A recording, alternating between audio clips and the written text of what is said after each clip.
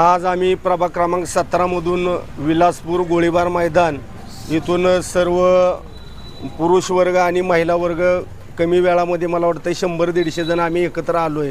ह्याच्या मागचं कारणही तसं आहे, कालचं 2 तारखेला इलेक्शन झालं, त्याच्या अनुषंगानं काही लोक इंस्टाग्रामवर आणि एक प्रसारमाध्यमाच्या माध्यमातून फिरोजभाईंच्या बाबतीत एक पोस्ट व्हायरल केलेली आहे की लव जिहाद वगैरे ह्याच्यामध्ये पाकिस्तान कनेक्शन वगैरे अशा गोष्टीचा वापर केलेला आहे।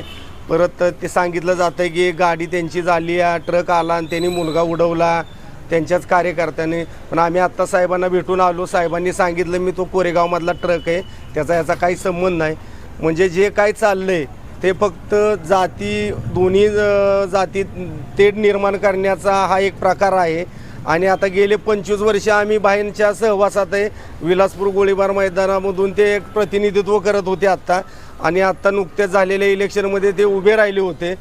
तर त्याच्या माध्यमातून जर तुम्ही त्यांना जर असं काहीतरी गोष्टी बोलून कुठं तर समाजामध्ये तेढ निर्माण करायचा प्रयत्न चाललेला असेल तर ह्याच्या संदर्भात आम्ही 100% निषेध व्यक्त करतो। आणि 100% आमच्या गोळीबार मैदान विलासपूरमधल्या सर्व महिला माता भगिनी आणि पुरुष मंडळी सर्वजण आम्ही आता लगेच इथं आलो आहे। याच्यावर तातडीनं कारवाई झाली पाहिजे। जो कोणी हा प्रकार करतोय, जो सोशल मीडियाला क्लिप बनवल्या जातात, आत्तापर्यंत ही एक दुसरी क्लिप, दुसरे तिसरे, पण 10 क्लिपा अर्धा क्लिपा ह्या 15 दिवसामध्ये इलेक्शन आलं की चालू झाल्या।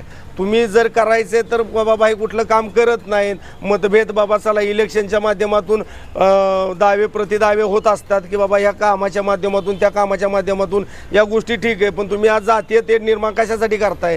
आज आम्ही गेले 25 वर्ष आज त्यांना असं ओळखतोय। आज दोन्ही महाराजांच्या शाहू, आज आपली ही राजधानी आहे, छत्रपतींची गादी आहे आपली सातारा मध्ये, तुम्ही हे जातीयवाद निर्माण करायचा हा तुमचा प्रयत्न चाललेला आहे। तर याच्यावर कुठंतरी निर्बंध घातला पाहिजे आणि कठोर कारवाई यांच्यावर झाली पाहिजे, एवढंच आमच्या गोळीबार विलासपूरच्या वतीनं सांगणं आहे।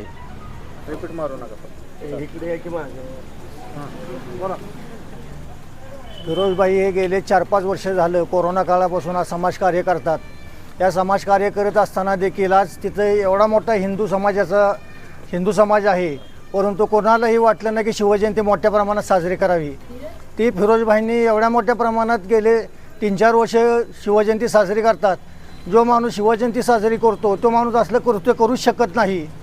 एवढं असताना त्या माणसाला बदनाम करायचं आणि त्याला कुठंतरी अडचणीत आणायचं, या असल्या गोष्टीमुळे एखादं कुटुंब नेस्तनाबूत होऊ शकतं। ह्याची दखल सर्वांनी घ्यावी आणि ह्या असले गुन्हे हे करणाऱ्या लोकांवर कठोर कारवाई करावी एवढीच विनंती करतो।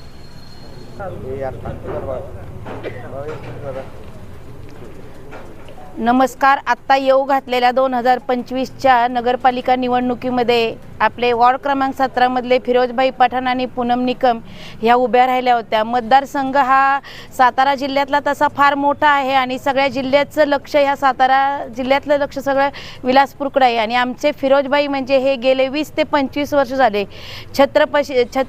छत्रपतींच्या राजधानीतले आणि छत्रपतींच्या वंशजातले 13वे वंशज छत्रपती उदयनसिंह शिवेंद्रसिंह महाराज यांचे अगदी उजवा हात आहे आणि त्यांचे ते शिष्य आहेत आणि अगदी त्यांच्या कंठस्थ म्हणजे त्यांच्या खूप जवळचे मित्र आहेत। आज आपल्या छत्रपतींच्या वंशजामध्ये आज एक मुस्लिम मावळा आहे, हे लोकांना पाहवत नाही। आणि छत्रपतींचा मावळासुद्धा, छत्रपती शिवाजी महाराजांचा मावळासुद्धा हा मुस्लिमच होता। आणि साईबाबा हे सुद्धा मुस्लिमच होते, हे हिंदूंचे दैवत आहे। तर आज ह्या इलेक्शनच्या मध्ये लोकांनी त्यांना काही समाजकंटकांनी खंडणी मागितली होती, पण भाईंनी ती खंडणी देण्यास नकार केला। खंडणी पैसे वाटले नाहीत, खंडणी देण्यास नकार केला, म्हणून त्यांच्यावरती हे क्लिप तयार करतात, इंस्टाग्रामवरती काय टाकतात। त्यांना कुठून बदनाम करायचं हे फक्त ते शोधतायत। आजचा आलेला हा उमेदवार 8 दिवसापूर्वी मी म्हणतो मी उभा राहणार आहे आणि मी सगळं करणार आहे। आज मी माझ्या कार्यात मी काय केलेली कामं ते आत्ता ते सांगतायत, म्हणजे की निव्वळ हे भाईंना बदनाम करायचं काम चाललेलं आहे। आमचा कार्यकर्ता हा सच्चा कार्यकर्ता आहे. त्यांनी आत्तापर्यंत खूप कामं केलेली आहेत आणि सगळ्यांना मदत केलेली आहे. हा ट्रक वगैरे जो म्हणतायत तो कोरेगावचा ट्रक आहे, त्यांच्याकडनं काहीही झालेलं नाही आहे. मावळ्यांनो, तुम्ही पुढून वार करा, मागून वार करू नका आणि सच्चा असाल तर पुढं या बांगड्यावरून मागणं खेळू नका. मला एकच सांगायचं आहे, आम्ही सच्चा मर्द असेल तर त्यांनी पुढं येऊन खेळावं, मागणं वार करू नये. आणि भाईंसाठी आम्ही निषेध व्यक्त करू. अख्खा विलासपूर उद्या 11 वाजता इथं उभा राहीन. आमचा गुन्हा नोंद झाला नाही तर त्याच्या पुढं सगळं पोलीस डिपार्टमेंटनी सांभाळावं ही मला नम्र विनंती.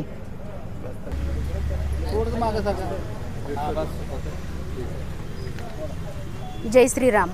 मी सामाजिक कार्यकर्त्या सुवर्णाताई पाटील.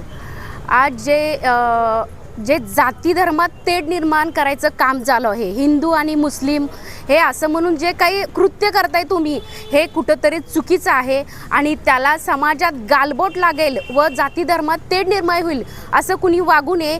त्याच्यासाठी आम्ही पोलीस स्टेशनमध्ये आलेलो आहे आणि पोलीस स्टेशनमध्ये येऊन आम्ही रितसर कंप्लेंट दिलेली आहे. त्याच्यावर मस्के साहेब हे ज्यांनी हे पोस्ट टाकले त्यांच्यावर तर गुन्हा नोंद करतील, पण जे आपले दोन्ही राजे श्रीमंत छत्रपती उदयनराजे भोसले महाराज साहेब असतील व श्रीमंत छत्रपती शिवेंद्रसिंह राजे भोसले महाराज साहेब असतील, यांनी कधीही जाती धर्माचं राजकारण केलेलं नाही आहे आणि इथून पुढं कुणीही जाती धर्माचं राजकारण करू नये आणि काहीतरी समाजात गालबोट लागेल असंही कुणी वागू नये एवढीच माझी विनंती आहे सगळ्यांना. आणि आज आम्ही येऊन सर्व विलासपूर असतील किंवा सातारा जिल्हा असेल त्यांना सगळ्यांनाच याची खंत आहे. जाती धर्मात जे चाललंय ते कुठंतरी जिहाली व्रती आणि हे म्हणजे जो कोण पोस्ट टाकतोय याला तर कळतंय का की आपण जिहाली वगैरे कुणाला म्हणतोय. बरं, तुम्ही असं काय बघितलंय का? ते कुठंतरी म्हणजे थांबलं पाहिजे एवढीच माझी विनंती आहे. आणि पोलीस स्टेशनला येऊन आम्ही रितसर कंप्लेंट केलेली आहे आणि त्याच्यावर साहेब दखल घेतील हेही मला विश्वास आहे. जय हिंद, जय महाराष्ट्र.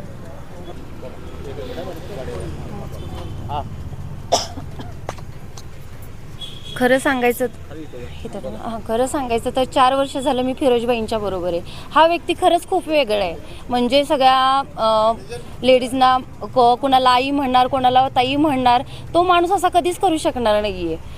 तो माणूस चांगला आहे, त्यामुळे एवढ्या महिला त्यांच्या पाठीशी उभे राहतात. आणि उद्या जर 11 वाजता गोळीबार आणि विलासपूर जर आणायचं म्हटलं ना तर सगळी लोक भाईंच्यासाठी नक्की इथं येणार आणि हा गुन्हा नोंद करणार. आणि हा गुन्हा नोंद झालाच पाहिजे. आणि जो व्हिडिओ व्हायरल केलाय त्याला आम्ही सर्वजण मिळून निषेध करतो.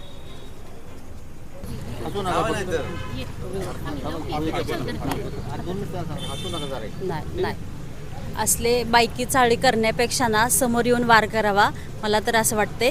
कारण आज बाईंच्या बदनाम करायचं त्यांच्याकडे कारणच नाही, फक्त एकच कारण भेटते ती म्हणजे जात. आणि बाई एवढं चांगलं मराठी बोलतात की ते मराठी माणसाला सुद्धा चांगलं बोलता येणार नाही, एवढं चांगलं ते बोलतात, कामं पण सगळी करतात. आणि जेव्हा चांगलं त्यांचं व्हायरल करा की वाईटच व्हायरल, आणि ते आहे का खरं वाईट व्हायरल करायसारखं? जेव्हा कोरोना काळ आला तेव्हा कुठं गेलेली जात, तेव्हा त्याच माणसाने सगळ्यांना जपलं ना. तर अशा आज माझ्या नावानेच मी उद्या गुन्हा दाखल करणार आहे मनीष आवळे म्हणून, की ज्या माणसाने पोस्ट व्हायरल केली त्याच्या नावाचा बी गुन्हा मी दाखल करणार आहे आणि ज्यांनी ही बनवली त्याच्या पण नावाचा गुन्हा दाखल करणार आहे.